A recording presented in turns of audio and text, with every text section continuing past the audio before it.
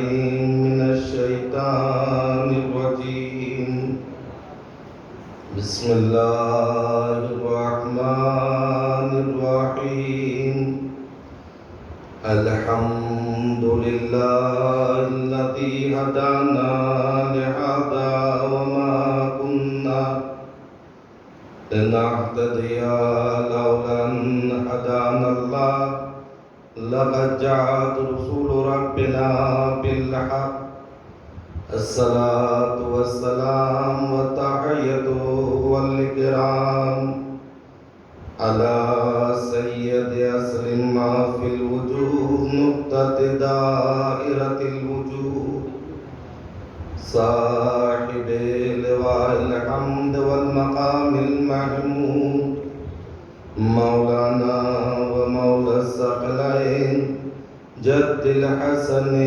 والحسين أبي القاسم محمد اللهم صل على محمد وآل محمد وعلى البيت الطيبين الطاهرين المعصومين المظلومين الذين عذب الله عنهم الرجس على البيت ويطهركم تطهيرا اللهم صل على محمد وآل محمد ولعنة الله على أعدائهم ومنكر فضائلهم وغاصب حقوقهم ومنهدم قبورهم أجمعين من الآن إلى قيام يوم الدين أما بعد فقد قال الله تعالى تبارك في كتاب المجيد والفرقان الحميد وقوله الحق بسم الله الرحمن الرحيم أم يحسدون الناس على ما آتاهم الله من فضله وآتينا على إبراهيم الكتاب والحكمة وآتيناه ملكا عظيما صلوات اللهم صل على محمد وآل محمد پروردگار عالم خالق کائنات اپنے معجز مرکتہ قرآن مجید میں ارشاد فرماتا ہے ام یحسدون الناس علی ما آتاهم اللہ من فضلہ کچھ افراد کچھ لوگ حسد کرتے ہیں اس چیز پر کہ جو ہم نے اپنے فضل سے آل ابراہیم کو عطا کیا وَآتَيْنَا عَلَى إِبْرَاهِيمَ الْكِتَابَ وَالْحِكْمَةَ ہم نے آل ابراہیم کو کتاب اور حکمت عطا کی وَآتَيْنَاهُ مُلْكًا عَظِيمًا اور ہم نے آل ابراہیم کو ملک عظیم سے نوازا پروردگار عالم اس سورہ نساء کی آیت میں آل ابراہیم کا تذکرہ کر رہا ہے ان کی فضیلت کو بیان کر رہا ہے کہ ہم نے جو آل ابراہیم کو عطا کیا ہے لوگ اس پہ حسد کرتے ہیں یہ حسد کیا ہے اور کیوں حسد کرتے ہیں سب سے پہلے آپ غور کیجئے گا کہ پروردگار نے کہا یحسدون الناس علی ما آتاهم اللہ من فضلہ کہ یہ لوگ حسد کرتے ہیں حسد کیوں کرتے ہیں کہا اس لیے حسد کرتے ہیں کہ چونکہ ان کا ایمان اللہ کے ذات پہ نہیں ہوتا ہے یہ حسد اس لیے کرتے ہیں کہ جب کسی کے مال و دولت کو دیکھتے ہیں تو حسد کرنا شروع کر دیتے ہیں جب دیکھتے ہیں کہ کوئی زمانے میں مشہور ہو گیا تو حسد کرنا شروع کر دیتے ہیں. جب دیکھتے ہیں کہ کوئی صاحب تخت تاج ہو گیا تو حسد کرنا شروع کر دیتے ہیں. اس کا مطلب یہ ہے یہ حسد کرتے ہیں تب کرتے ہیں جب کسی کے پاس کچھ ہوتا ہے. لیکن خدا کی قسم ہماری جانیں قربان ہو جائے اہل بیت کی ذات پر سر پہ چادر بھی ہے تو سیب و پیوند ہے لوگ حسد کرتے ہیں.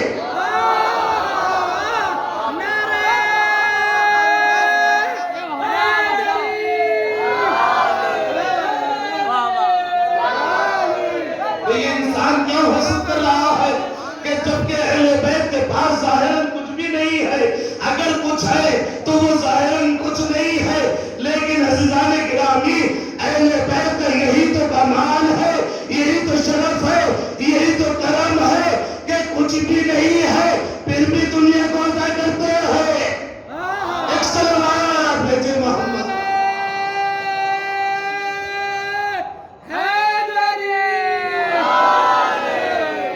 کا حسد کرتے ہیں. یہ حسد کیوں کر رہے ہیں, کس لیے حسد کر رہے ہیں؟ کہا جو ہم نے عطا کیا ہے اس کے اوپر حسد کر رہے ہیں. مولا کائنات علی بن ابی طالب علیہ السلام ارشاد فرماتے ہیں اے کمیل دیکھو میرے چاہنے والے کی کچھ صفات ہے. پہلی صفت یہ ہے کہ اس کے حسد کی بیماری نہیں ہوتی.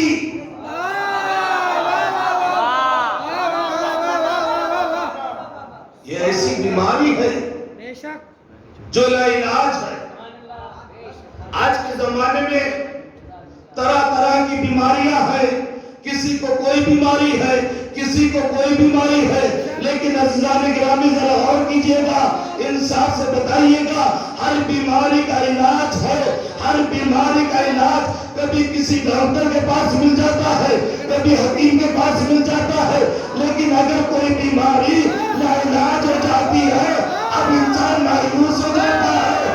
ایسی بیماری جو لا علاج ہے, اہل بیت نے کہا کمیل جس کا کوئی علاج نہ کر سکے اس بیماری کا علاج میری محبت کر دیتی ہے.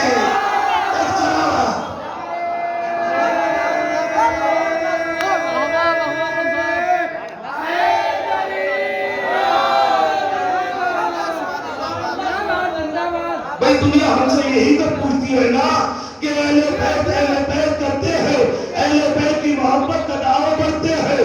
جب دیکھو علی علی کہتے ہیں, اٹھتے بیٹھتے علی کہتے ہیں, سوتے جاگتے علی کہتے ہیں. یہ بتائیے گا اہل بیت کی محبت دیتی کیا ہے؟ منے کچھ نہیں دیتی, کم سے کم اتنا تو ہے لا علاج بیماری کا علاج کر دیتی ہے.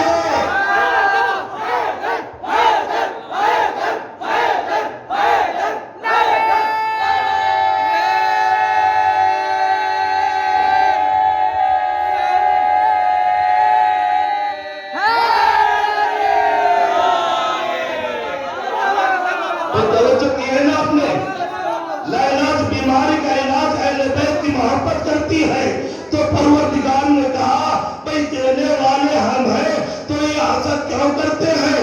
حسد کون کرتا ہے؟ کہا جس کا ایمان اللہ کی ذات پہ نہیں ہوتا ہے. اگر کسی کے پاس دیکھا کہ نوکر چاکر ہے تو لوگ حسد کرنا شروع کر دیتے ہیں, دولت کو دیکھا حسد کرنا شروع کر دیتے ہیں.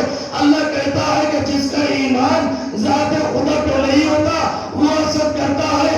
اما اگر ایمان ہوتا تو یہ نہ سمجھ لیتا یہ ساری نعمتیں اس کی اپنی کمائی ہوئی ہے.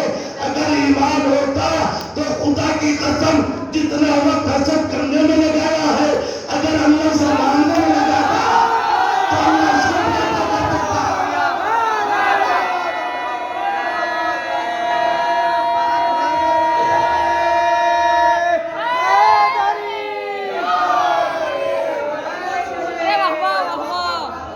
کمی در سے ہے, ہمیں جیسے مانگنا چاہیے تھا ویسے مانگنا نہیں. اللہ نے تو کہا تھا آؤ میرے دربار میں آگے مانگ لو.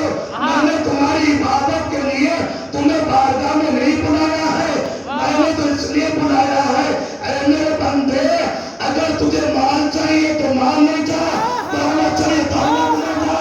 اگر تمہیں کی پریشانی میں مبتلا ہے کوئی نجات چاہیے نجات لے جا.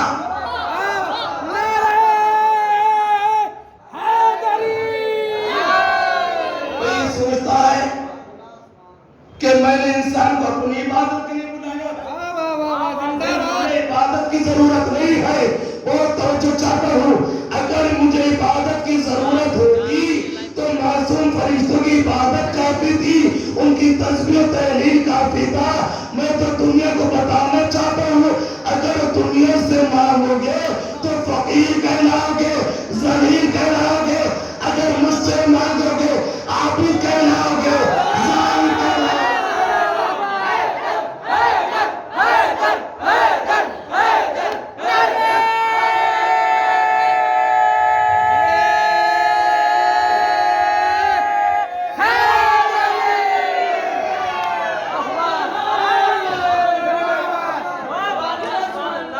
لہذا اللہ نے گرامی,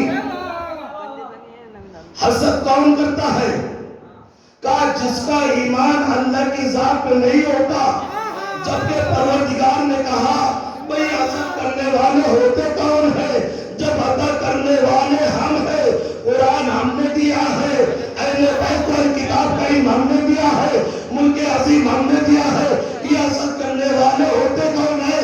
فاتح خیبر ہم نے بنایا, داماد خیبر ہم نے بنایا, فاتح خیبر ہم نے بنایا, فاتح خندق ہم نے بنایا. یہ حسد کرنے والے ہوتے کون ہیں؟ وجود نماز ہم نے بنایا, وجود صلاۃ ہم نے بنایا, مقدر علم ہم نے بنایا. جب ہم عطا کر رہے ہیں تو یہ حسد کیوں کر رہے ہیں؟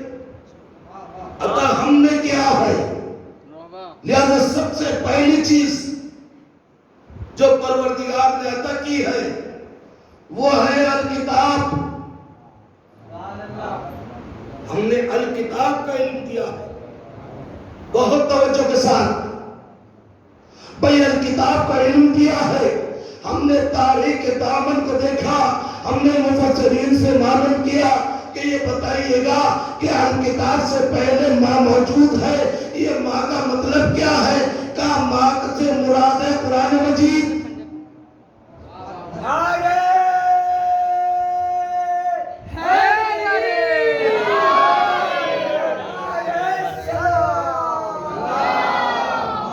تو سب سے پہلے کہا جب ماں سے مراد قرآن مجید ہے تو اس کا مطلب اب الکتاب سے مراد قرآن نہیں ہے. اگر پروردگار یہ کہتا کہ ہم نے کتاب عطا کی ہے تو کتاب سے مراد قرآن ہوتا, لیکن پروردگار نے یہ نہیں کہا کہ ہم نے قرآن دیا ہے, بلکہ کہا الکتاب دی ہے. کوئی الکتاب ہے کیا؟ اگر کتاب ہوتا تو صرف کتاب سے مراد قرآن ہوتی, لیکن پروردگار نے کہا ہم نے الکتاب کا علم دیا ہے. الکتاب ہے کیا چیز؟ کہا آپ دیکھئے گا جس کے اوپر لفظ کتاب صادق آ جائے اس کو الکتاب کہتے ہیں. اگر توریت کے اوپر الکتاب کا نام صادق آتا ہے تو توریت کا علم دیا. زبور کے اوپر صادق آتا ہے تو زبور کا علم دیا. قرآن کے اوپر صادق آتا ہے تو قرآن کا علم دیا. جس کے اوپر صادق آتا ہے اس کا علم ہم نے اہل بیت کو دیا. اب پتہ چلا اہل بیت کو, آل ابراہیم کو صرف قرآن کا علم نہیں الکتاب کا علم دے کر بھیجا گیا. ایک صلوات ہو جلوہ.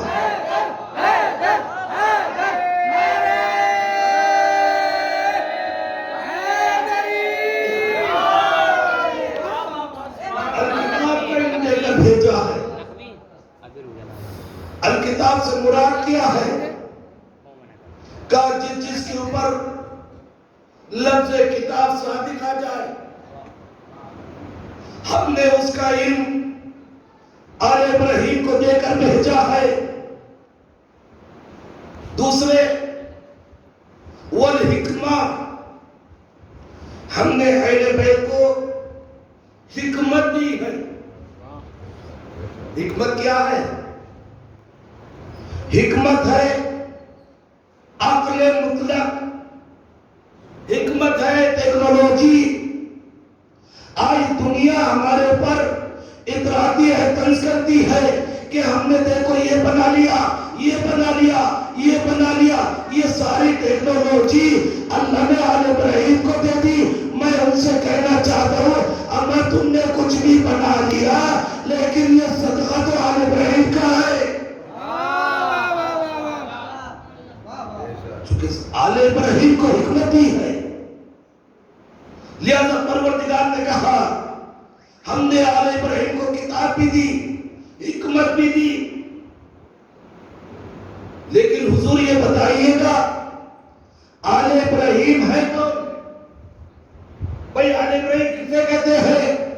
آل ابراہیم سے مراد کیا ہے؟ ہم نے ہاتھوں کو جوڑ کر در و رسالت پر جا کر سوال کیا یا رسول اللہ آپ بتائیے گا آل ابراہیم ہے کون؟ کہا میں بتاؤں گا، ابھی نہیں بتاؤں گا، پر اتنا سن لو کہ جس کے پاس توریت کا علم ہے، زبور کا علم ہے، قرآن کا علم ہے، جو جانتا ہے جو خوشی میں آیت کون سی نازل ہوئی، جو مکی کون سی ہے، مدنی کون سی ہے، موقف کون سی ہے، متشابہ کون سی ہے، ناسخ کسے کہتے ہیں، منسوخ کسے کہتے ہیں، جو کتاب کا علم رکھتا ہو۔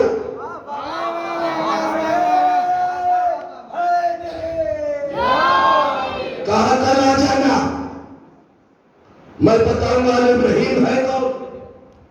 خرامہ 13 رجب آئی، سرکار رسالت خانہ کعبہ کے پاس پہنچے، فاطمہ بنت اسد سے امامت کا پھول لیا، ایسا لگا جیسے رسالت کی آغوش میں امامت کا پھول آ گیا ہو، ایسا لگا جیسے رسالت کے رحم پہ امامت کا قرآن آ گیا ہو، ایسا لگا جیسے وارث قرآن کے ہاتھوں پہ وارث قرآن آ گیا ہو، ایسا لگا جیسے وارث قرآن کے ہاتھوں پہ روح قرآن آ گئی ہو، ایسا لگا جیسے وجود نماز آ گیا ہو، ایسا لگا جیسے وجود نماز آ گیا ہو، ایسا لگا جیسے ان کا محبت مل گیا ہو، ایسا لگا جیسے مومن کو امیر المومنین مل گیا ہو۔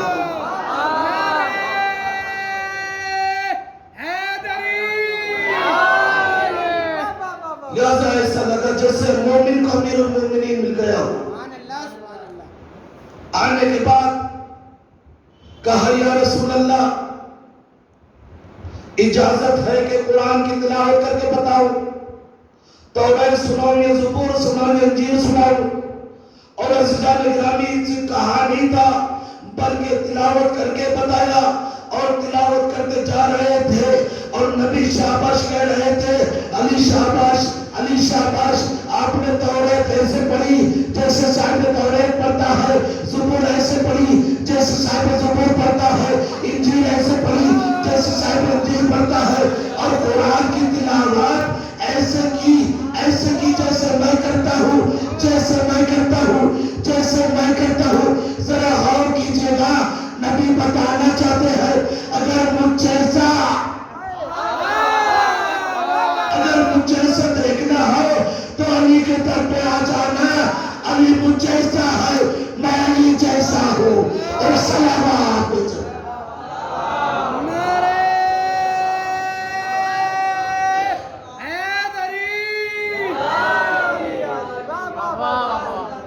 لہذا ہر ایک کتاب کی تلاوت کر رہے ہیں، توریت پڑھ رہے ہیں، زبور پڑھ رہے ہیں۔ میں کہوں گا یہ توریت نہیں سنا رہے ہیں، یہ زبور نہیں پڑھ رہے ہیں، یہ قرآن کی تلاوت نہیں کر رہے ہیں، بلکہ دنیا کو بتا رہے ہیں ہم آل ابراہیم ہیں۔ ایک سلامات ہو جائے۔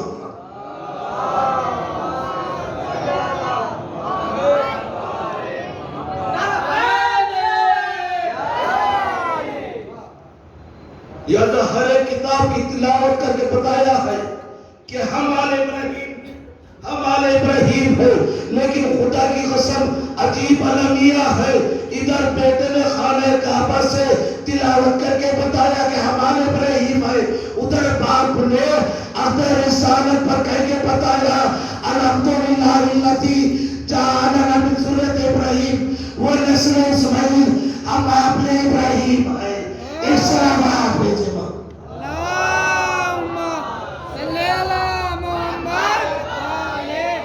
یاد ادھر بیٹا اعلان کر رہا ہے کہ ہم آل ابراہیم ہیں، ادھر باپ اعلان کر رہا ہے کہ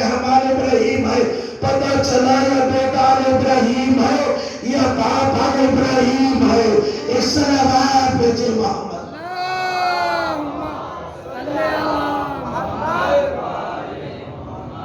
یہ علی تلاوت کر رہے ہیں، لیکن ایک سوال میں تھا، ایک سوال ذہن میں آتا، کہا یہ پہلے کے انبیاء، یہ انبیاء مذہبہ جس کے اوپر کتاب نازل ہوئی، اس نبی نے بھی تلاوت کی اور علی بھی تلاوت کر رہے ہیں، یہ بتاؤ کہ ان نبیوں کے تلاوت میں اور علی کی تلاوت میں فرق کیا ہے؟ کہا فرق کچھ نہیں ہے، بس ایک ذرا سا فرق ہے۔ کہا وہ کیا ہے؟ کہا جب دوسرے نبی تلاوت کرتے تھے تو زبان نبی کی ہوتی تھی، کلام خدا کا ہوتا تھا۔ جب علی تلاوت کر رہے ہیں، زبان بھی خدا کی ہے، کلام بھی خدا کا ہے۔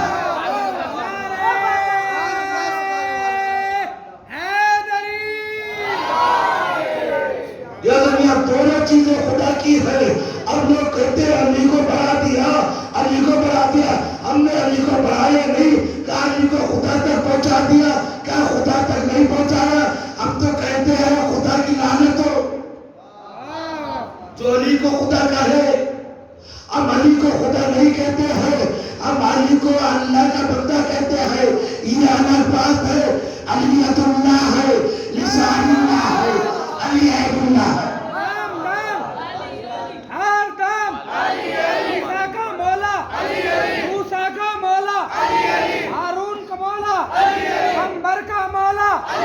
مقداد کا مولا، چڑیوں کی چہک میں، پھولوں کی مہک میں، ذرا زور سے بولو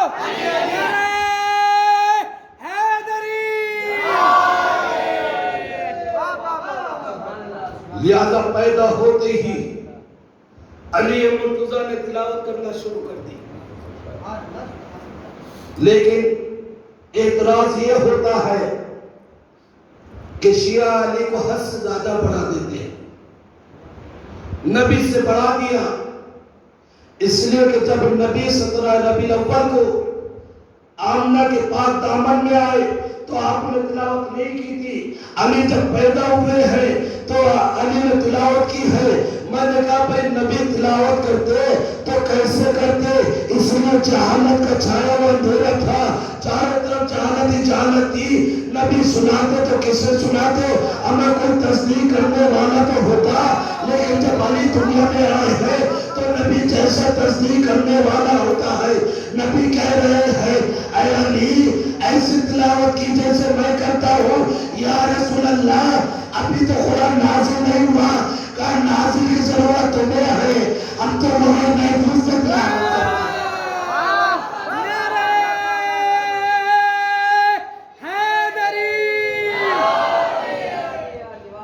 جب 17 ربیع الاول کو پیدا ہوئے تو نبی نے تلاوت نہیں کی، یہ علی کو حد سے زیادہ بڑھا دیتے ہیں۔ میں نے کہا جناب ہمارے پر اعتراض نہ کیجئے گا، اس لیے ہم علی کو اگر مانتے ہیں تو نبی کے کہنے سے مانتے ہیں، جس کو بھی مانتے ہیں نبی کے کہنے سے مانتے ہیں۔ ہم نے اللہ کو مانا نبی کے کہنے سے، جنت کو مانا نبی کے کہنے سے، حوروں کو مانا نبی کے کہنے سے، کوثر کو مانا نبی کے کہنے سے، فرشتوں کو مانا نبی کے کہنے سے، ملائکہ کو مانا نبی کے کہنے سے۔ امت مسلمہ ذرا انصاف کر، ارے جس کو نبی نے کہا صفت آیا ہے دیکھا نہیں اس کو مانتے ہو، جس کو اٹھا کے دکھایا۔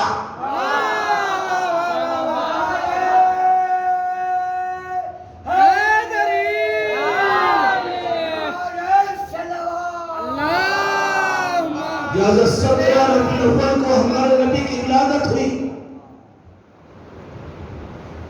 17 ربیع الاول کو،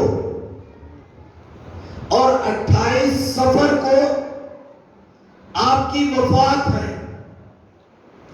لیکن ہمارے اہل سنت بھائی کہتے ہیں کہ نہیں، آپ کی ولادت بھی 12 ربیع الاول کو ہے اور آپ کی وفات بھی 12 ربیع الاول کو ہے۔ دونوں چیزیں 12 ربیع الاول کو ہے۔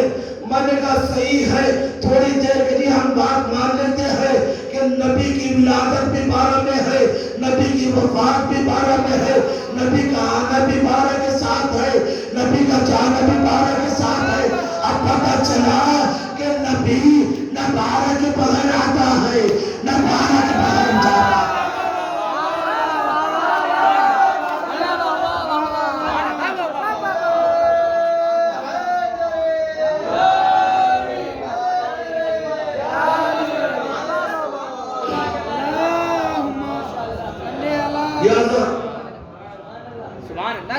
نبی 17 میں پیدا ہوئے، اور عزیزان گرامی اب یہ چاہے 17 میں ہو یا 12 میں ہو، یہ ظاہراً ولادت ہے نبی کی، ورنہ میرا نبی تو چاند و سورج سے پہلے کا ہے۔ اب چاند و سورج تو نبی کے صدقے میں پیدا ہوئے ہیں، یہ تاریخ بنی ہے۔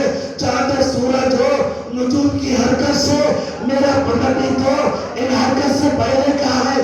جس کے صدقے میں چاند پیدا کیا ہو، اس کے صدقے میں سورج پیدا کیا ہو، جس کے صدقے میں ستاروں کو پیدا کیا ہو، اس نبی کو ان کی بات بھی اس سے پہلے کا ہونا چاہیے۔ ایک سلامات ہے جو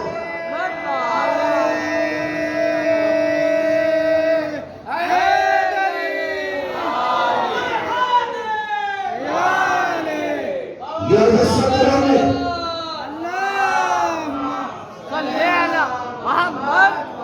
یہ 17 ربیع الاول کو میرے نبی کی ولادت ہوئی۔ کہاں ولادت ہوئی؟ ابو طالب کے گھر میں۔ کہاں ولادت ہوئی؟ ابو طالب کے گھر میں۔ پروردگار عالم نے قرآن میں کہا، اے میرے حبیب، کیا جب تمہیں یاد نہیں جب تم یتیم تھے تو ہم نے تم کو پناہ دی؟ ہم نے تاریخ سے معلوم کیا، اے تاریخ یہ بتا کہ جب نبی پیدا ہوئے تو کس کے گھر میں پیدا ہوئے، کس نے پناہ دی؟ سارے تاریخ نگاروں نے کہا، ساری تاریخوں نے بتایا کہ نبی کو پناہ دینے والی ذات ابو طالب کی تھی۔ نبی کو جہاں پناہ دی گئی وہ گھر ابو طالب کا تھا۔ میں نے ہاتھوں کو جوڑ کر کہا، اے پروردگار، تو تو کہتا ہے میں نے پناہ دی، تاریخ کہتی ہے ابو طالب نے پناہ دی۔ کہا یہ تو بتانا چاہتا ہوں جس کی ادا اچھی لگتی ہے میں اس کو اپنا لیتا ہوں۔ جس کی ادا مجھے اچھی لگتی ہے میں اس کو اپنا لیتا ہوں۔ اے دنیا والوں، ذرا سوچو، جس کو تم کافر کہتے ہو اللہ اس کو اپنا کہہ رہا ہے۔ سلامات بھیجو۔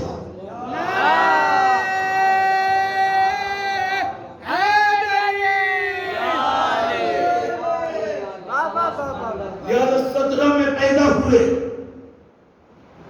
اب ابو طالب نے نام رکھا محمد۔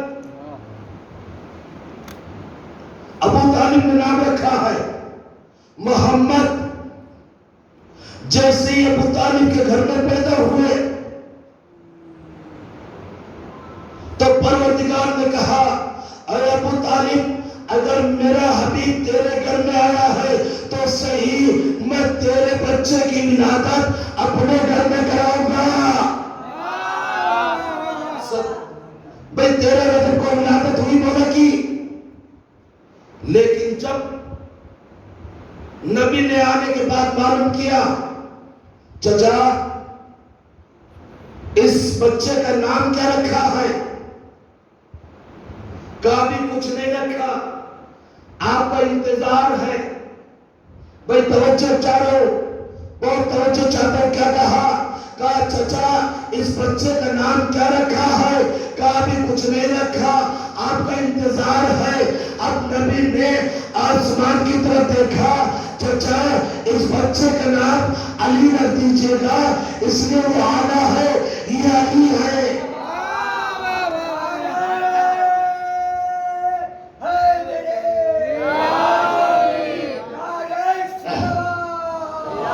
اب علی نام رکھا ہے، لیکن میں ابو طالب سے سوال کرنا چاہتا ہوں، اے ابو طالب، جب کل محمد کی ولادت ہوئی تھی تو ان کا نام محمد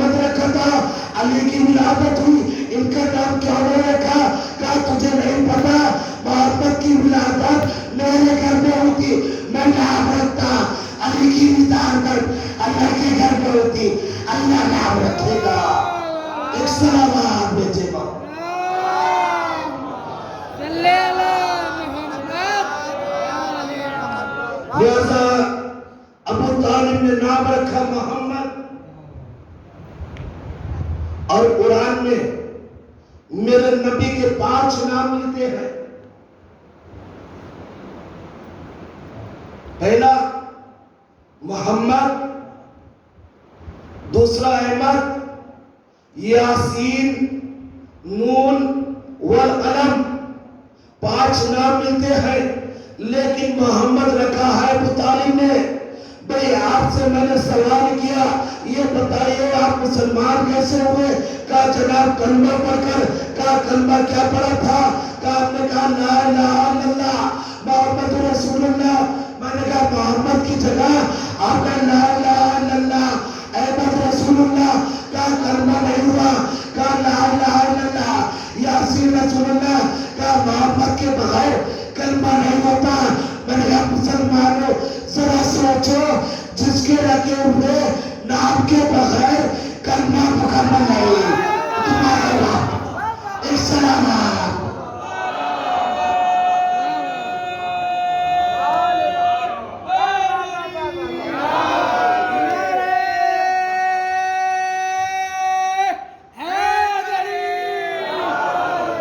لہذا نام رکھا ابو طالب نے محمد،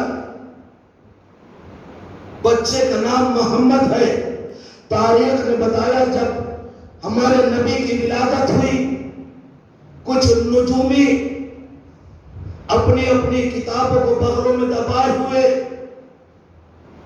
چلے، اور مدینے پہنچنے کے بعد اب معلوم کیا کہ آپ کے ہاں کسی بچے کی ولادت ہوئی ہے؟ کہا نہیں ہمارے ہاں تو نہیں ہوئی، لیکن ہاں محلے بنی ہاشم میں ولادت ہوئی ہے۔ ابو طالب کے دروازے پہ پہنچے، اور ابو طالب کے دروازے پہ پہنچنے کے بعد کہا کیا آپ کے ہاں کسی بچے کی ولادت ہوئی ہے؟ کہا ہاں ہمارے ہاں ایک بچے کی ولادت ہوئی ہے۔ کہا باپ کا نام کیا ہے؟ عبداللہ۔ کہا یہ بتا باپ کہاں ہے؟ کہا باپ مر چکا ہے، کہ یہ بچہ یتیم ہے، اس کا نام کیا ہے؟ کہا محمد۔ کس نے رکھا؟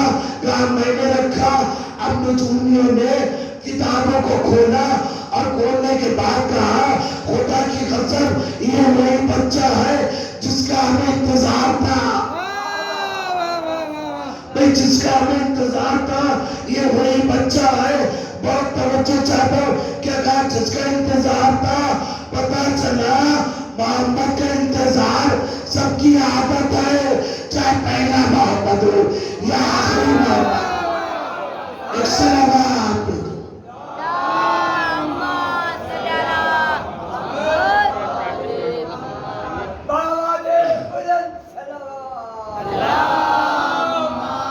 کیا نام رکھا اس کا؟ محمد۔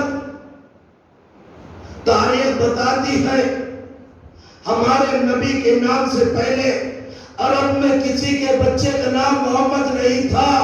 یہ بتائیے گا، یہ پہلے کی کتابوں میں دیکھنے کے بعد کہا ہاں اس بچے کا نام ہماری کتابوں میں محمد ہے۔ اب ابو طالب کو کیسے پتا چلا؟ اس کا مطلب یہ ہوا ذات ابو طالب اس صاحب کا نام ہے جو ترمیم پر بیٹھ کر لوح محفوظ کا مطالعہ کرتی ہے۔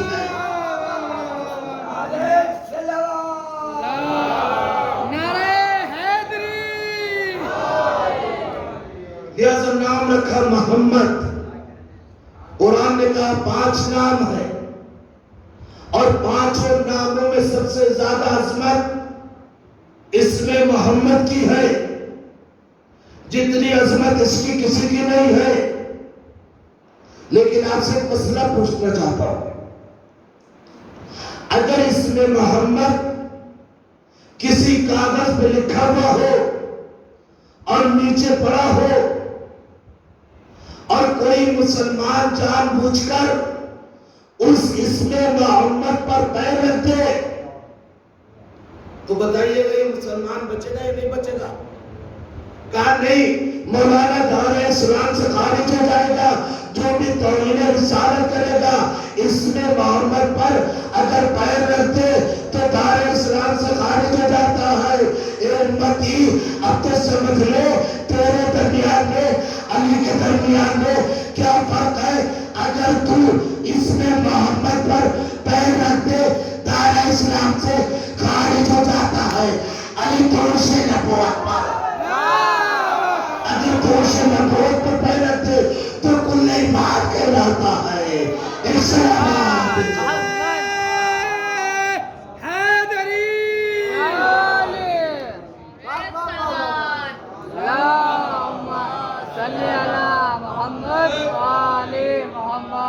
علی ہے دوش نبوت پر, قدم علی ہے دوش نبوت پر. کہا مولانا کہنے سے پہلے کم سے کم سوچ لیتے کہ نبی کے دونوں کاندھوں پر ارے قرآن لکھا ہوا تھا. ایک پہ لکھا تھا لا الہ الا اللہ, دوسرے پہ لکھا تھا محمد رسول اللہ. یہ قرآن کے اوپر پیر رکھنا. میں نے کہا علی اپنی مرضی سے گئے تھے یا نبی نے کہا تھا؟ کہا نبی نے کہا تھا. مگر نبی تو کچھ کہتے ہی نہیں ہے.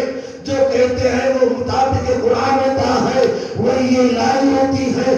اگر اعتراض کرنا ہے تو پہلے اللہ پہ کرو پھر نبی پہ کرو. لہذا علی ہے. لیکن اچھا ایک بات بتائیے گا, کیا قرآن کے اوپر دنیا کی کسی چیز کو رکھا جا سکتا ہے؟ حتی قرآن کے اوپر کیا کوئی دنیا کی دوسری کتاب رکھی جا سکتی ہے؟ کہا نہیں رکھی جا سکتی. لیکن کیا قرآن کے اوپر قرآن رکھا جا سکتا ہے؟ کہا رکھا جا سکتا ہے. میں نے کہا تو سمجھ میں آیا. اب علی دوش نبوت پر نہیں بلکہ وارث قرآن نبی کے قرآن کے اوپر ہے. سلامات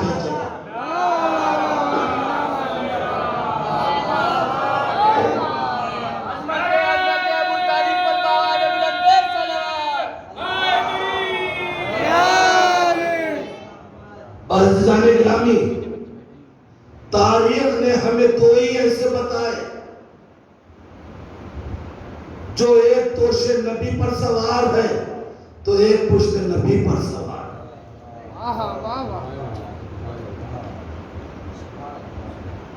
خدا کی قسم جس کی عظمت یہ ہو کہ وہ دوش نبی پر بھی سوار پشت نبی پر بھی سوار, اسی کے اوپر مصیبت ہی مصیبت ہے. آج شب بیداری کی مجلس ہے, کربلا والوں کی یاد کی مجلس ہے, سکینہ کی یاد کی مجلس ہے. لیکن عزادارہ نے مظلوم کربلا شب بیداری صحیح میں ایک عبادت ہے. اگر عبادت کے عنوان سے ہو, لیکن اگر عبادت نہیں تو شب بیداری نہیں, شب بیکاری. میں دعا یہی کرتا ہوں کہ ہماری عبادت شب بیداری ہو, شب بیکاری نہ ہو. عزیزان گرامی, آج شب شہادت ہے. روز ہم حسین کا پرسہ بہن زینب کو دیتے تھے. شہزادی آقا حسین کا پرسہ لیجئے گا. اے شہزادی, اے رباب, اے ام فروا, اے لیلہ, اے سکینہ, اپنے بابا کا پرسہ لے لیجئے گا. لیکن عزیزو, آج ہم مولا کا پرسہ نہیں دینے آئے ہیں, لیکن مولا کا پرسہ ان کی 4 سالہ سکینہ کا. کون سکینہ؟ ارے جو حسین کے سینے پہ سوتی تھی. کون سکینہ؟ جو حسین سے محبت کرتی تھی. کون سکینہ؟ ارے وہی سکینہ جب آخری رخصت کو میرے آقا آئے تھے, ایک مرتبہ ہاتھوں کو جوڑا. اے بابا, آپ سے کہتے سنا تھا کہ اسلام میں لڑکے نام ہے. اے بابا, آج کے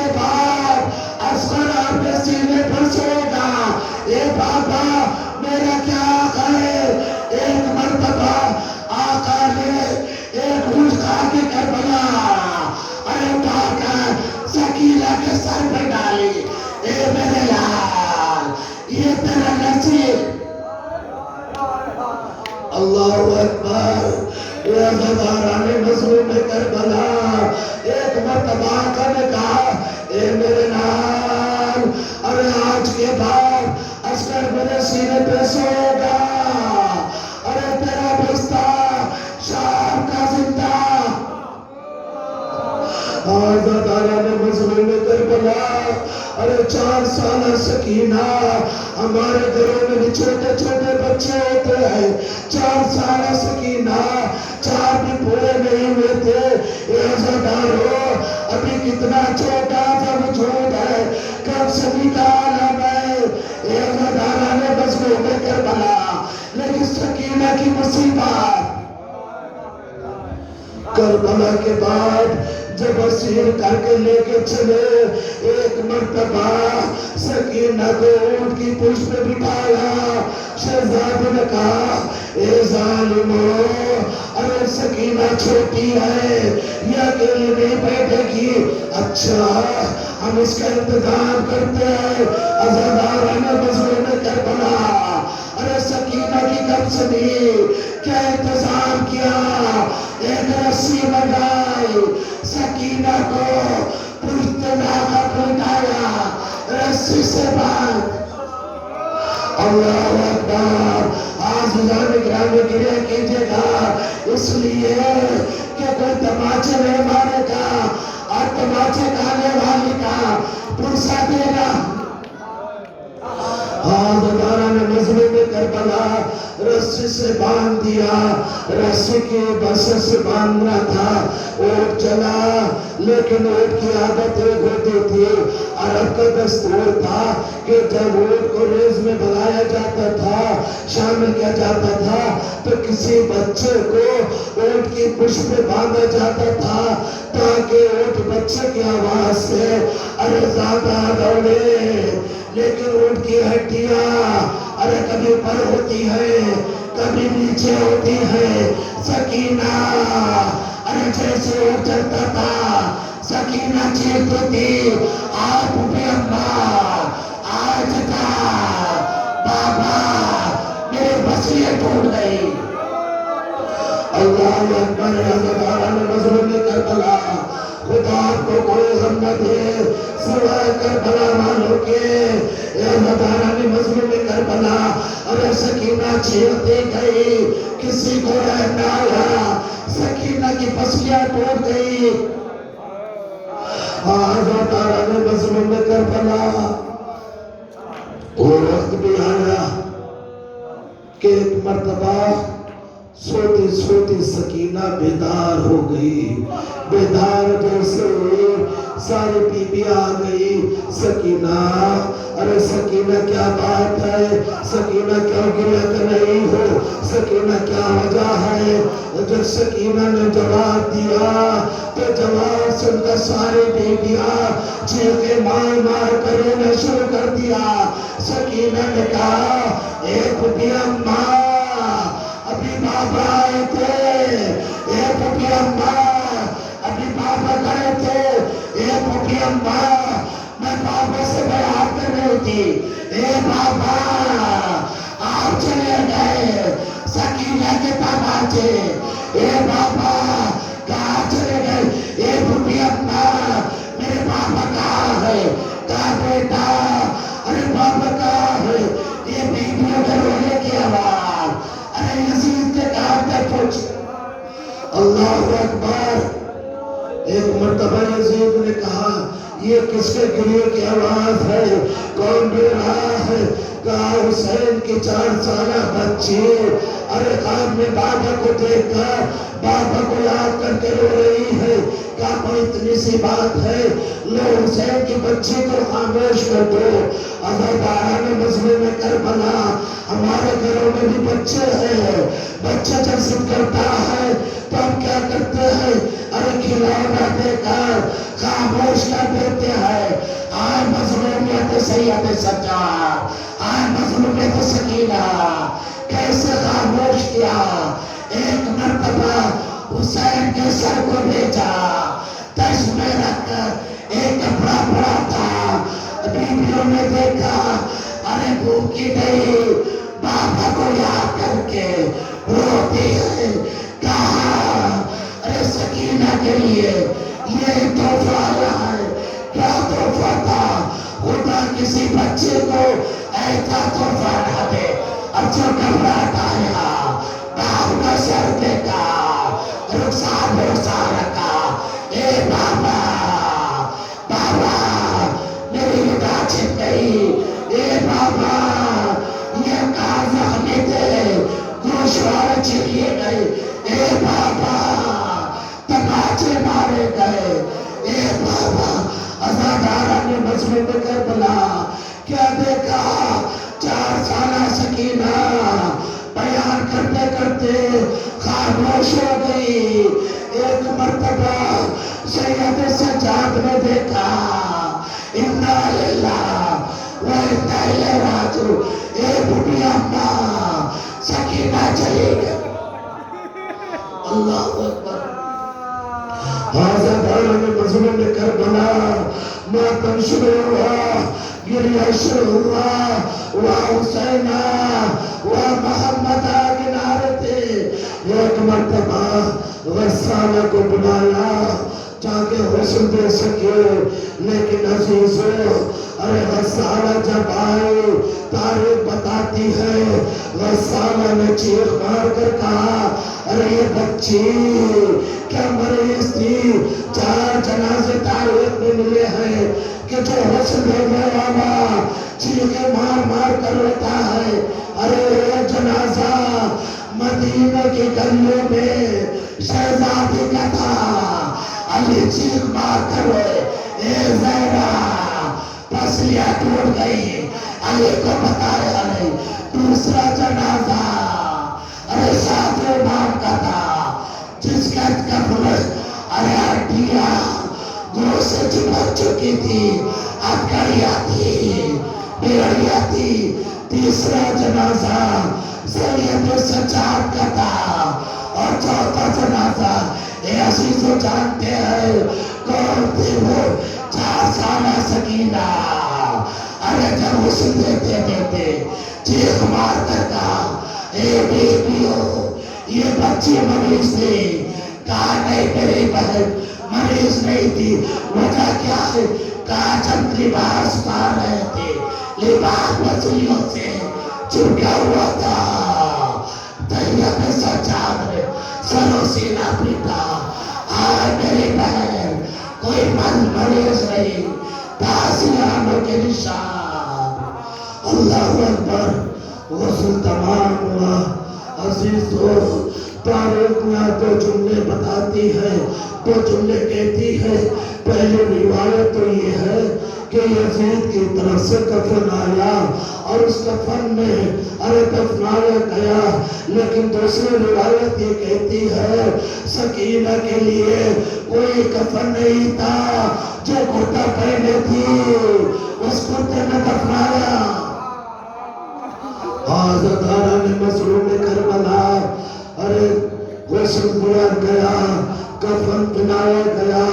जब जनाजा तैयार हुआ एक मर्तबा बेटियों ने कभी इधर देखा कभी उधर देखा। सैयद सज्जाद ने हथकड़ियों को संभाला, बेड़ियों को संभाला। एक बुढ़िया माँ अरे बहन का जनाजा भाई दफनाएगा। छोटा सा जनाजा हाथों में रखा, छोटी सी कब्र को दी। अरे कब्र की तरफ चले। मेरा दिल कहता है एक आवाज आई हो बेटा सैयद सज्जाद लाओ मेरी अमाना मुझे दे दो। सैयद सज्जाद ने सकीना को अरे लहर के हवाले किया। दफनाने के बाद ये अजीजों खुद में शरीयत याद आया। हमारे यहाँ है कि जब दफन करते हैं कब्र पे पानी छिड़कते हैं। हार मजलूम ने सैयद सज्जाद पानी नहीं था, सर झुका कर बैठ गए। ए सकीना आंसू का नजराना कबूल फरमा। आज़ादारा ने मजलूम लानतुल्लाह अलैहि يعلم الذين ظلموا أي منقلب ينقلبون. پروردگار ان آوازوں پہ رحمت نازل فرما. میرا اللہ تجھے محمد والے محمد کا واسطہ، شہدائے کربلا کا واسطہ، سرانی کربلا کا واسطہ، میرا اللہ اس عزائے عظیم